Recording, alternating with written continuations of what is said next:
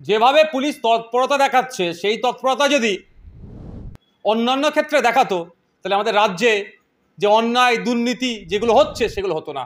দুর্ভাগ্য আমাদের। 21শে জুলাই যতটুকু খবর পেয়েছি আমি, যে 21শে জুলাই 1993 সালে মমতা ব্যানার্জির উপরে চরম আক্রমণ নেমে আসে, নাকি প্রাণে মারারও চেষ্টা চালিয়েছিল। সিরাজুল হক একজন পুলিশ কর্মী, সে এই অন্যায়টাকে মেনে নিতে পারেনি। সে তখনকার যিনি ডেপুটি অর্থাৎ জয়েন্ট সিপি যিনি ছিলেন সম্ভবত, তার দিকে বন্দুক তাক করেছিল, এই মানে আক্রমণ বন্ধ নালে গুলি চালিয়ে দেবো, এতটা সাহস নিয়ে দাঁড়িয়েছিল। এখনকার পুলিশদের অধিকাংশ তো মেরুদণ্ডহীন হয়ে গেছে, অন্যায়ভাবে পিটতে বলছে তো এরা পিটিয়ে দিচ্ছে। তো সেই সময় উনি দাঁড়িয়েছিলেন, ফলে পরে কমিশন হয়েছিল, হয়েছিল, সিরাজুল হকের চাকরিটা তৎকালীন সরকারের এ থেকে মানে ডিপার্টমেন্টাল কিছু কোয়ারিজ মানে এই পোস্টিং এর মধ্যে রেখে ওকে বাতিল করে, সাসপেন্ড হয়ে সম্ভবত বাতিল হয়, এখন হচ্ছে জয়নিং হতে পারলো না। তো মমতা ব্যানার্জি সরকার 2011 সালে এসেছে, 2011 থেকে 2025 এই 14 বছরে সিরাজুল হককে চাকরির ব্যবস্থা করলো না কেন? এটা বুঝতে হবে। হয়তো নামটা সিরাজুল হক এর জন্য আজকে বৈষম্যের শিকার হতে হচ্ছে। আমি আশা করবো মমতা ব্যানার্জির কাছে যে 2026-এর 21শে জুলাইয়ের আগেই, এই 2025 শেষ হওয়ার পূর্বেই ওই সিরাজুল হককে তার প্রাপ্য বুঝিয়ে দেওয়া হোক, তাকে চাকরিতে আবার জয়েন করা। দেখুন, মুসলমানদের ভোটটা দিদিমণির ঝুলিতে পৌঁছে গিয়েছে, সুতরাং আর চিন্তা নেই, ঝুলিতে ঢুকে গিয়েছে, আর চিন্তা কিছু না। বললেও ভোট পাবে মুসলমানদের ভেবে নিয়েছে, বললেও মুসলমানদের ভোট পাবে, বললে হিন্দু ভোট হাতছাড়া হয়ে যেতে পারে, ওই জন্য অকাফ নিয়ে কথা বলেনি। এটা তো সিম্পল ব্যাপার। এখন হিন্দু ভোটের দরকার মমতা ব্যানার্জির, বিজেপির ভয় দেখে মুসলমান ভোটটা নিয়ে নেবেন উনি চিন্তা ভাবনা করছেন। তবে এই চিন্তা ভাবনা ব্যর্থ হবে। 2026-এ কে আসবে কে যাবে মুসলমানরা ভাববে না, মুসলমানদের হয়ে বলার, দলিতদের হয়ে বলার, আদিবাসীদের হয়ে বলার জন্য 50টা বিধায়ক ভিতরে পৌঁছাতে হবে। তারপরেও বলছি, উনি ওই জন্য দীঘাতে জগন্নাথ ধাম করেছেন, আগামী দিনে দুর্গা অঙ্গন তৈরি করবেন। এটা বোঝাই যাচ্ছে এখন বিরোধীদের ক্ষেত্রে যত আইন, আদালত, বিচার ব্যবস্থা আটকে রাখার চেষ্টা হবে, বিরোধীদের জন্য এত কিছু।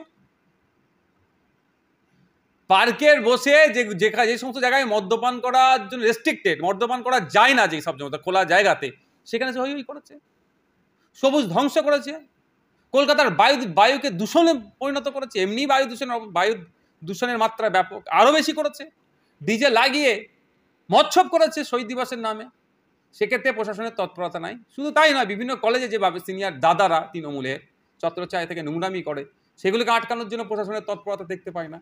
আর নিরীহ ছাত্ররা যখন শিক্ষা প্রতিষ্ঠানের আমূল পরিবর্তনের জন্য বিকাশ ভবনে উদ্দেশ্যে রওনা দেওয়ার শুরু করে, শুরুতেই তাদেরকে আটকে দেওয়া হয়। এ থেকে বোঝা যাচ্ছে সরকারের যে ফ্যাসিস্ট চিন্তাভাবনার মুখোশ ক্রমশ খুলছে।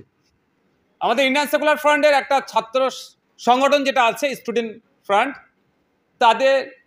তারা বিকাশ ভবনে গিয়েছিল বেশ কিছু ইস্যুকে সামনে রেখে। প্রথমত, আপনারা জানেন মমতা ব্যানার্জির সরকার ক্ষমতায় আসার পর থেকে আদিবাসী প্রীতি অনেক দেখালেও পৃথক সাঁওতালি শিক্ষা বোর্ডের দাবি বারবার আমরা করে আসছি, সেটা তারা দিতে ব্যর্থ। পৃথক সাঁওতালি শিক্ষা বোর্ডের দাবি ছিল, আনএডেড শিক্ষা প্রতিষ্ঠানগুলো এডেড করার দাবি ছিল, যে শিক্ষা প্রতিষ্ঠানগুলোতে যে দুর্নীতি অপশাসন চলছে সেগুলো বন্ধের দাবি ছিল। এই ধরনের একগুচ্ছ দাবি নেই। এক কথায় শিক্ষা ব্যবস্থার পরিবর্তন হওয়া দরকার, যেগুলো গতানুগতিক চলছে এর পরিবর্তে নতুন কিছু আনার জন্য বারবার সোচ্চার হয়েছিল। বিভিন্ন জেলায় তারা ডেপুটেশন দিয়েছে, বিভিন্ন ব্লকে ডেপুটেশন দিয়েছে, এবার বিকাশ ভবনে ডেপুটেশন ছিল বা অভিযান ছিল। দুর্ভাগ্য আমাদের রাজ্য প্রশাসন গণতান্ত্রিক প্রক্রিয়াতে একটা অভিযানকে কিভাবে আক্রান্ত করলো, আটকালো। মিছিল শুরুর পূর্বেই তাদেরকে এসে, আমি মনে করছি চরম ফ্যাসিস্ট চিন্তাভাবনা নিয়ে অন্যায়ভাবে তাদেরকে আটকালো, তাদেরকে ডিটেন করেছিল। অবশেষে খবর আমাদের যারা অবজারভার আছেন, স্টুডেন্ট ফ্রন্টে যারা দায়িত্বশীলেরা আছেন, তাদের সাথে যোগাযোগ হয়েছে যে তাদেরকে এখন তারা মুক্ত হয়েছে। তো ব্যাপারটা হচ্ছে এটা, মমতা ব্যানার্জি প্রশাসন ভয় পেয়ে স্টুডেন্ট ফ্রন্টকে শুরুতেই আটকাচ্ছে।